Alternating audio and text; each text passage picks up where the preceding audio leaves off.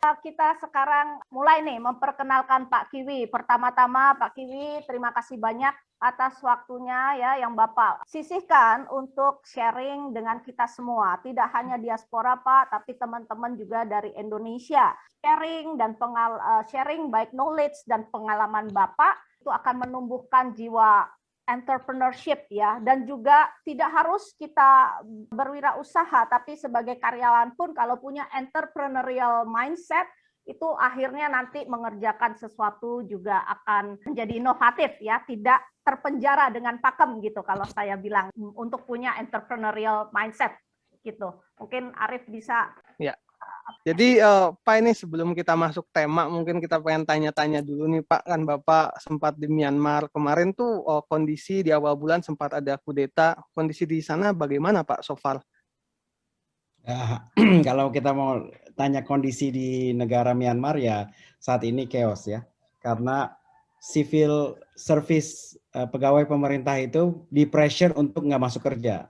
Ya, mungkin ada sebagian yang mau masuk kerja tapi dibully oleh tetangga-tetangganya, jadi dia takut nggak masuk kerja. Jadi hampir boleh dikatakan dalam 2 minggu atau 3 minggu ke depan mungkin economic collapse kalau mereka nggak balik kerja, karena import kan nggak bisa kerja di custom, di Ministry of Revenue itu, kalau di Port Authority kalau nggak kerja kan nggak ada import, nggak ada ekspor.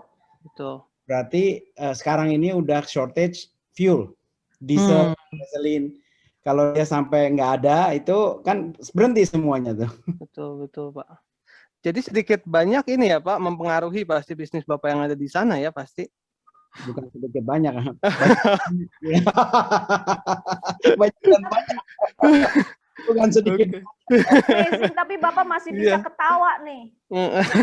Ketawa itu harus, Bu. Oke. Selanjutnya kita pengen nanya nih Pak, khususnya saya ya, karena saya kan lihat Bapak ini juga aktif sebagai mentor dan punya inkubator. Kita ini kan di Jakarta, khususnya juga teman-teman startup, itu kan sangat familiar dengan inkubator yang jumlahnya sekarang udah lumayan banyak.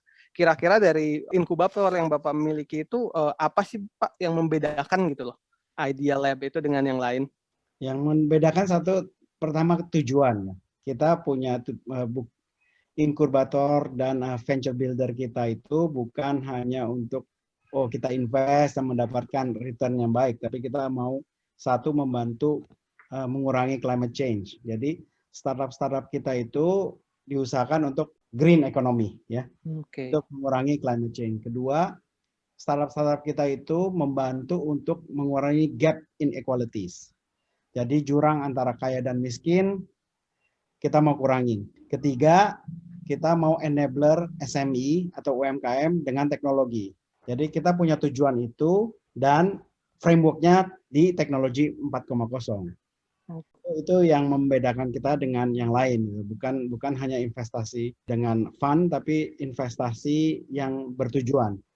Oke, mulia banget ya Pak Kiwi ya. Nah, lalu nih Pak, di era pandemik itu sendiri Pak, ini kan kami melihat bahwa dengan adanya Idea Lab itu Bapak invest banyak sekali di startup ya. Sejak setahun mulai adanya pandemi ini, bagaimana situasinya Pak ya? Apakah malah justru makin melonjak bisnisnya, makin cepat gitu startupnya maju, atau malah justru bermasalah? Maaf kalau agak mengorek. Ini interesting nih Bu, karena waktu kita pandemi kita ekspektasi bahwa bisnis kita bisa terimpact ya. Tapi setelah kita review kemarin di Desember, ternyata 70% dari startup kita itu malah growth antara dua kali, jadi 200% sampai 600%. Wow, tinggi juga ya. Pantesan Bapak tadi ketawa Pak. Oh gitu ya. Bebas ketawanya. Ya itu kan di bisnis startup ya. Ya, tapi ada juga yang surviving lah. Ya, nggak semua bagus, tapi 30% itu masih difficult ya, even to survive difficult.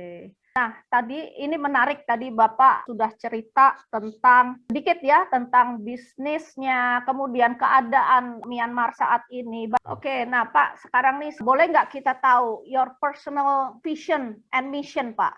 Silakan Pak Kiwi. Kalau saya bilang personal vision dan mission, saya mau jadi orang yang terbaik yang bisa saya yang bisa saya jalani gitu ya. Itu jadi kompetisinya bukan dengan orang lain, tapi kompetisinya dengan saya yang kemarin gitu. Oh, hebat. Nice. Hebat. Jadi saya punya moto relentless pursuit of excellence. Jadi ya setiap hari harus lebih bagus. Baik, teman-teman peserta sekalian, kita akan mulai mendengarkan presentasi dari Pak Kiwi. Ini Pak Kiwi akan share langsung ya Pak ya? Selamat pagi. Ya, kenalkan nama saya Kiwi, saya dari Myanmar. Kebetulan saya establish ya UMG Company. Di UMG Company, jadi ini agendanya saya akan introduksi ideas, business foundation, entrepreneur by choice, dan identify when to start and when to stop sebuah enterprise atau sebuah bisnis. Ya ini saya. Ya, sekarang saya bermula dari Myanmar. Kenapa Myanmar? Karena waktu itu saya dikirim Astra.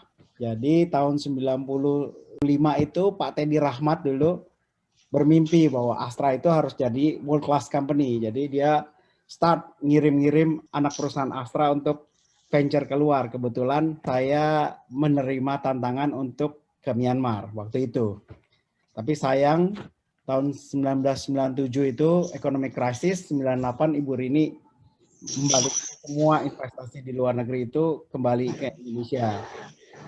Jadi saya manteng di Myanmar karena baru dipelajari terus nggak bisa implementasi. Jadi saya minta keluar dari Astra mendirikan UMG. Ya.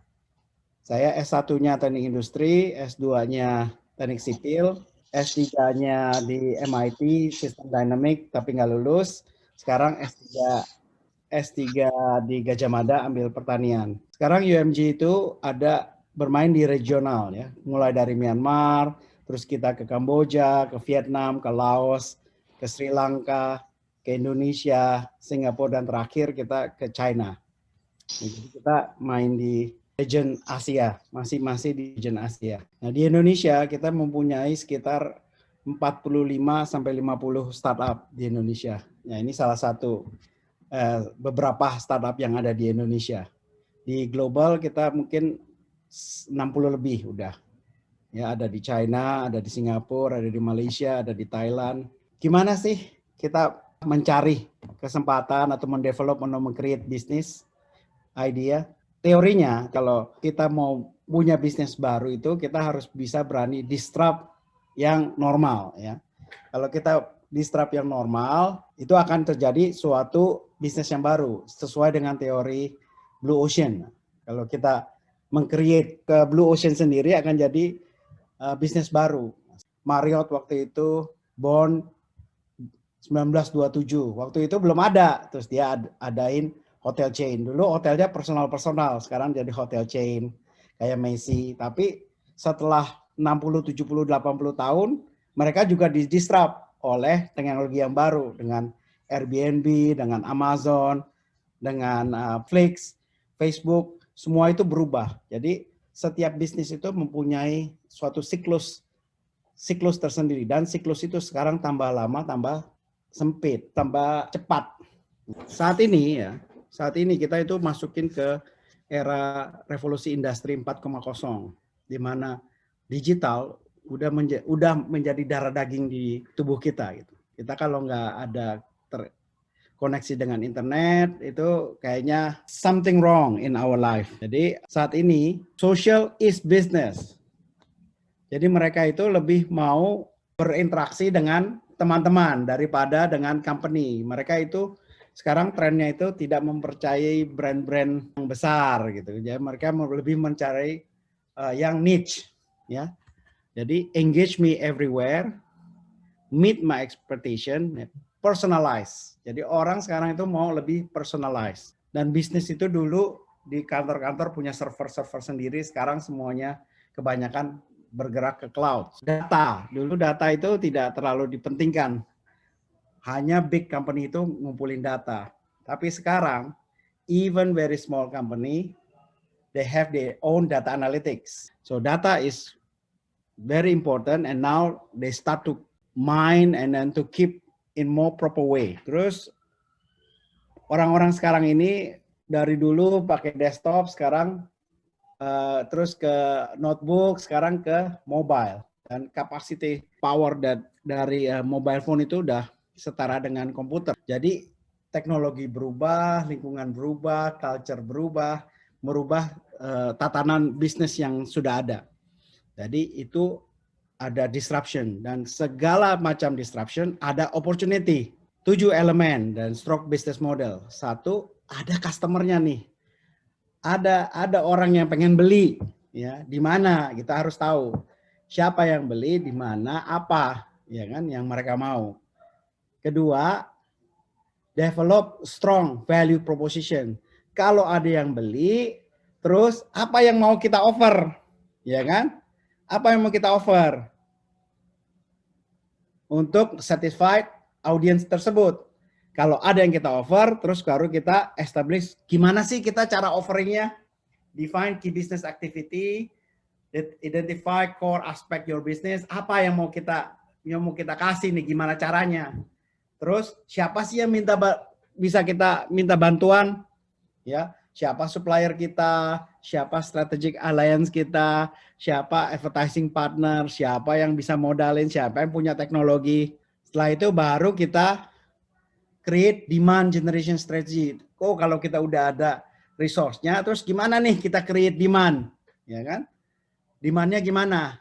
Gimana customer journey-nya? Baru kita record key business resources. Apa sih yang membuat bisnis itu sustainable? Kita harus pelajari. Karena performance always depend upon resources. Dan setelah itu baru kamu leave the room. Step back, leave the room for your team to do creative solutions and innovations. Creative business plan, ya. Based on survey, ya, hanya sekitar 30% company itu punya proper business plan. Jadi startup itu proper business plan. Banyak dari mereka yang nggak punya proper business plan. Tapi saya tanya, apakah proper business plan itu perlu? Perlu kalau mau mencari investasi atau mau mencari pinjaman bunga dari bank. Tapi kalau misalnya ada orang yang percaya bisa invest, mestinya itu belum terlalu perlu di permulaan. Tapi setiap perusahaan itu harus mempunyai administrasi yang solid. Jangan sampai mereka itu nggak tahu gimana uang masuk dan nggak tahu gimana uang keluar. Ya itu very basic. Money management very basic. Business plan itu nanti stage-nya, ya. Tapi jangan kecil hati. Wah, kita nggak punya business plan apa? Nggak. Di Amerika aja sepertiga itu nggak punya business plan. Jadi business plan not everything. Secure funding. Ya, kalau kamu udah punya idea, kamu udah punya tim, udah punya itu, kamu harus ada uang nggak nih? Kalau nggak ada uang, gimana saya cari uang? Apakah dari tabungan kita, apakah dari relatif kita, family, atau dari teman-teman baik kita, atau dari network kita? Baru setelah itu ke yang lebih formal. Karena stagesnya setelah kamu establish, kamu harus buktiin dulu bahwa itu ada, bisa jualan, bisa menghasilkan uang. Baru nanti pembenahan business plan, baru kamu akan mendapatkan funding. Jadi kita lihat di sini personal funding itu yang paling besar. Habis itu baru close friends dan relatif. Baru setelah itu venture capital. Jadi ini lihat fundingnya. Memang lebih paling banyak ya personal saving dulu dan personal credit dari diri kita dulu. Masa mau bisnis itu nggak mau duit kita ditaruh di situ untuk melakukan bisnis yang kita create gitu. Itu insane itu. Ada banyak startup yang mau bisnis, nggak mau pakai duitnya sendiri, mau pakai duit orang lain. Gila itu. Itu gila.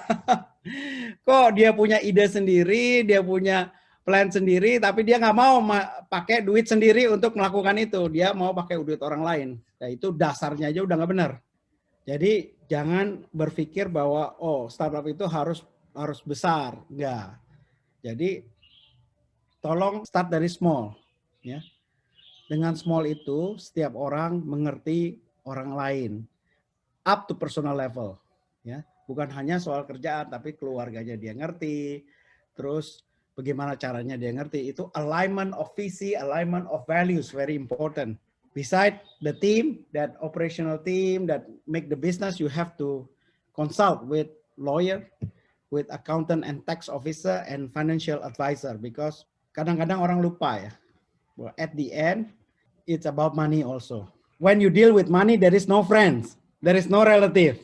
Yeah, it's a fact. So it's better be clear about it. It very be clear since the very beginning. Jadi jangan nantinya pada berantem, pada ribut gitu ya. Banyak, contohnya banyak yang begitu. Ya. Jadi saya nggak mau nyebutin sekarang, tapi ini penting gitu dari pengalaman-pengalaman kita. Terus kamu mau lease, apa mau buy, atau mau di kota besar atau di kota kecil, itu tergantung dari bisnis kamu. There is no right things, not wrong things, ya. It is just better or less better, ya. Nggak ada yang ini benar, ini salah, nggak ada begitu. Jadi semuanya itu ada plus and minus, semua itu ada cost and benefit. Jadi apa yang penting untuk bisnis kamu? Apakah customer-nya lebih penting, atau talent-nya lebih penting, atau ekosistemnya lebih penting? Ya disitulah kamu membuat bisnisnya. Apa yang mau kamu? Saya punya uangnya terbatas. Oke, saya mau cari di tempat yang lebih murah supaya traction saya bisa panjangan. Gitu. Ya boleh aja, valid aja. Asal kamu tahu apa yang kamu mau. Jangan kamu habis putusin satu, terus enggak berubah, putusin lagi, pindah lagi ke tempat lain. Itu nggak habis-habis itu. Nggak mungkin berhasil itu. Habis aja duitnya. Setiap bisnis itu harus menjadi orang marketing dan sales yang baik. Kalau kamu nggak bisa marketing dan sales yang baik, there will be no business. There will be no business. Karena intinya bisnis itu ngejual barang kan, ngejual barang, ngejual service, ngejual ideas. Kalau kamu nggak bisa menjual, gimana bisnisnya? Nah, sekarang menjualnya itu caranya beda dari cara yang 20 tahun lalu, 30 tahun lalu dengan cara yang sekarang. Itu beda. Ya, sekarang lebih digital, dulu lebih analog advertising, sekarang lebih digital, terus sekarang lebih personalized. Itu caranya yang beda, tapi konsepnya itu konsepnya masih sama, bahwa untuk membuat suatu organisasi business enterprise harus menjadi marketing expert. Company-nya harus jadi marketing expert, atau ada orang yang benar-benar mikirin cara jualan dan cara orang bisa tahu produk atau servisnya. Setelah orang-orang tahu, dan kamu harus build customer-nya kan. Customer jadi lebih tahu tentang service kamu, produk kamu. Kalau kamu nggak bisa gedein customer base, ya bisnis kamu nggak berkembang. Ya. Jadi gimana caranya kamu gedein customer base? Ya itu banyak caranya. Ya setiap bisnis beda-beda. Ada yang word of mouth, ada yang membuat ekosistem bisnis, ada yang bakar-bakar uang. Ya itu strategi ya. Itu strategi. Itu nggak ada yang benar dan nggak ada yang salah juga. Tergantung mana seleranya dan apa resource-nya yang bisa. Dan perlu disadari bahwa membuat bisnis atau dalam hidup itu nggak ada endpoint, nggak ada endpoint. Business is a process. Yeah, learning is a process. Living is a process. You don't have destinations. You don't have destinations. It's a process of testing your ideas and testing your mental strength. Life also like this, business also like that. Every difficulties have opportunity. So when you have difficulties, be glad that you are now presenting a lot of opportunity. The only difference is how you see it. How you see it. Untuk menjadi belajar itu kita harus juga bisa mengukur. Ya, mengukur yang benar. Jangan kamu naik pesawat tapi pakai dashboardnya motor. Ya itu nggak benar kan? Pesawatnya bisa jatuh tuh. Ya. Nah, ngukurnya harus benar. Apa yang harus diukur? Untuk ngukur benar, nanyanya juga harus benar, ya kan? Nanyanya juga harus benar. Ya itu yang saya pelajari ya, selama ini. Entrepreneur by choice. Why?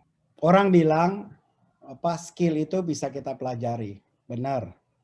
Tapi entrepreneur itu menurut saya bukan hanya skill. Ya. Kalau kita punya observe ya, punya anak gitu ya, punya anak 2 atau 3, setiap anak itu nggak sama. Dari kecil itu ada anak yang dari kecil itu udah mau ngelit teman-temannya. Ya. Ada anak yang cuma nurut aja gitu. Kenapa itu? Padahal dia belum belajar ilmu leadership, mereka belum belajar ilmu komunikasi, tapi mereka sudah mempunyai jiwa leadership. Jadi leadership itu atau entrepreneur itu partly also because of gene. Ya. Partly is because of gene. If you don't believe me, you observe your own kids. You observe your other kids. Why is it like this? They even not yet develop their own mind. Kedua, apakah dengan jin aja? Enggak, tenang aja enggak. Itu bisa dipelajari. New skills-nya itu bisa dipelajari. Tapi apakah dia akan menjadi jago? Saya juga nggak tahu. Apakah mereka akan bisa nanti compete dengan yang punya jin? Saya juga belum tahu. Tapi kemungkinan yang punya jin itu udah di darahnya begitu ya. Kalau yang learning new skill, at one time, that person will become tired. Because it's not in their blood. Tapi bisa dipelajari. Jadi itu yang membuat berbeda mungkin di akhirnya. Ya ini di Jakarta nih ya, di Indonesia. Kita punya startup sekitar 1000-an tuh dan udah meng-hire sekitar 56.000 profesional. Dari mikro, separuhnya itu mikro. Jadi perusahaan yang benar-benar kecil, baru 32%-nya yang small. Jadi itu berdua aja udah 85%. Ya, mikro dan small. Yang medium hanya 12%. Yang big hanya absorb 3%. Jadi jangan bilang, oh kita harus mau jadi besar. Enggak, sebenarnya perusahaan besar itu semakin efisien. Ya. Jadi kalau kita mau mikirinnya create job, mestinya pemerintah Indonesia bukan invite big companies. Ya, pemerintah Indonesia itu harus gimana enable UMKM dan mikro, perusahaan mikro dan small. Gimana caranya supaya mereka bisa absorb orang-orangnya. Yang besar itu nggak bakal absorb orang banyak karena dia udah pakai teknologi, dia punya uang, dia bisa pakai robot. Ya, itu rada kurang tepat ya menurut saya ya. Ya, kalau kita lihat di Indonesia ya. Kita itu aktif mobile social user itu sudah 120 juta. Kita sudah mempunyai 130 juta million internet user. Di dunia itu udah nomor 5 terbesar. Saya bingung ya, kalau misalnya kita sudah jadi nomor 5 terbesar di dunia, mestinya kita sudah berani mempunyai platform sendiri, social media platform sendiri, chat platform sendiri. Kita udah berani karena kita besar, sudah besar. Dan kita bisa mengajak rekan-rekan Asia Tenggara untuk bergabung. Karena kita itu terbesar di Asia Tenggara, udah separuh dari Asia Tenggara udah di Indonesia. Dan Indonesia bisa lead Asia Tenggara untuk punya platform sendiri. Platform untuk Asia Tenggara. Jadi jangan kita ikut dengan Western world, jangan juga ikut dengan China. Kita udah besar gitu. Dan kita harus percaya diri bahwa kita juga harus punya teknologi yang bisa berdiri sama tinggi dan duduk sama rendah dengan negara-negara maju dunia. Itu cita-cita saya. Saya mau Indonesia itu kita punya sepandan lah. Kita jangan jadi user doang, user teknologi. Sekarang ini kan kita user teknologi. Pemakai terus. Kita harus bayar dan orang-orang luar itu invest untuk ngambilin resource kita. Ya jangan begitulah. Ya, kita sudah begitu 70 tahun, berhentilah. It stopped with us. It stopped with me. Yeah. I cannot blame the past. I cannot change the past. But I can build the future. Kalau kita ada red race itu, kita kelihatan seperti rutinitas ya. Kerja rutinitas, setiap hari kita harus bekerja bersama. Semestinya kita sudah harus bisa step back and think. What is really important? Banyak orang Indonesia itu pinter-pinter tapi belum memakai otaknya 100% gitu untuk bisa improve, untuk bisa merubah. Merubah itu bukannya sulit dalam segi pemikiran, tapi sulit dalam segi mental, disiplin. Itu yang pendidikan kita itu yang harus dibenerin.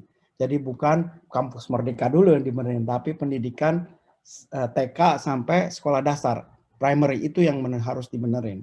Supaya orang kita itu nggak gampang bully orang kita itu beriman, orang kita itu nggak gampang menyerah, orang kita itu bisa cari solusi, ya kan? Itu pendidikan TK sampai SD. Kalau udah di universitas itu udah gampang benerinnya. Tapi pemerintah Indonesia tuh malah fokus di situ dulu daripada di pendidikan dasar. Pendidikan dasar itu harus dirubah tuh di Indonesia.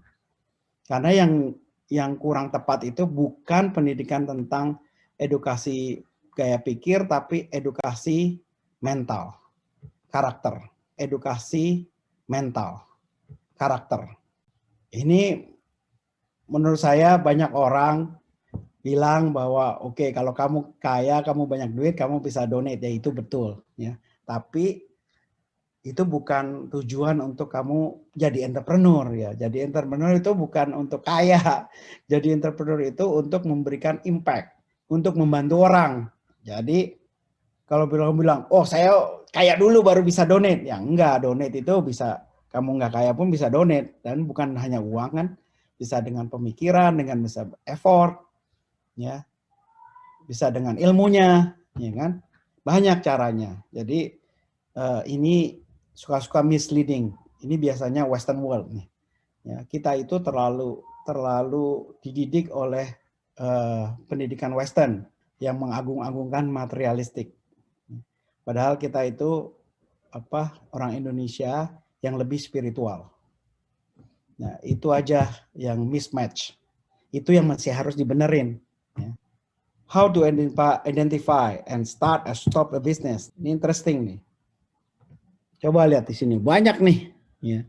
Kalau kamu mau start bisnis, kamu punya timnya ready, kamu punya passion, kamu juga harus punya plan, kamu juga nggak di dalam suatu gejolak hidup, misalnya ada problem keluarga atau kamu nggak di gejolak. Kalau kamu di gejolak, biasanya decision kamu itu lebih ke emosional. Jadi kalau bisnis itu lebih harus step back, bisa berpikir. Ya, kamu juga mempunyai uang lebih, bisa manage time-nya, bisa mengerti risk, bisa mengerti network-nya, mengerti game-nya, punya experience, a lot of bisnisnya juga harus tahu, punya good brand, punya market, people believe in your idea, and then you also ready for failure. Ya. Jadi ini yang bisa membentuk sebuah bisnis untuk berhasil. Ini kriteria-kriteria bahwa kamu itu mungkin udah harus stop. Ya. Kamu nggak bisa making end needs, gitu. Makan aja dari keluarga jadi susah gitu. Marketingnya kita ngelakuin tapi audiensnya nggak narik gitu. Kita itu nggak membuat money, nggak making money. You have nothing but only tired. Yeah. You're no longer excited. You're not meeting your goal. Your customer is come and go, do not stay. Your personal relationship, family or good friend are suffering. Your mission is lost. You lost yourself. You even don't recognize yourself. Your health is deteriorating. Yeah. And your friends, your family, your customer is leaving. That is the sign that you should stop your business. Yeah. Because business is just business. Yeah. Relationship, people are more important. Business is about people. Yeah. Do not reverse. Yeah. People create business, not the other way around. So if the values, the condition of that people is not preferable to do business, you have to stop. Ya itu aja dari saya, Bu Kartini.